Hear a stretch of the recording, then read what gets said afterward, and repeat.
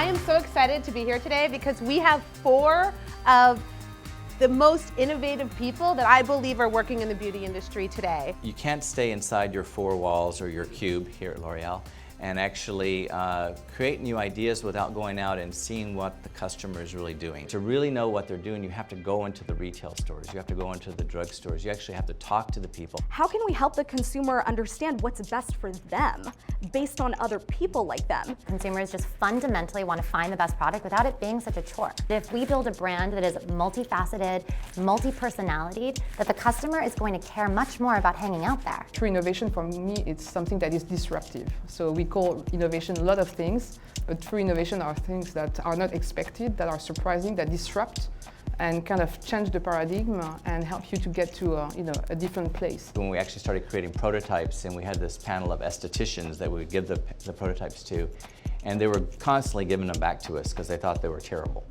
And then one day we knocked on their doors and they wouldn't give them back.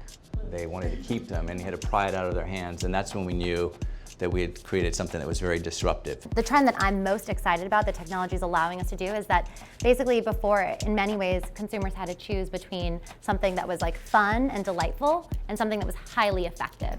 And I think right now we're seeing this convergence of everybody wants to have their cake and eat it too, and why not? You see something that the other don't see yet, but you're going to fight for it, or you're going to try to make them see what they don't see yet. I think seeing a trend ahead of its time and taking advantage of it is really important. There's a great quote from Woody Allen: if you're not failing every now and again, it's a sign you're not doing anything very innovative. Anybody out there that's thinking about creating something new, you shouldn't look to the obvious. You should look for things that may have already been created, but they're maybe not perfected. What inspires you to imagine and create? It's not about question and answer. It's not about problem and solving the problem. It's really about identifying something that is inefficient and always trying to make it better. A woman walks up to me and says, Clarisonic has changed my life.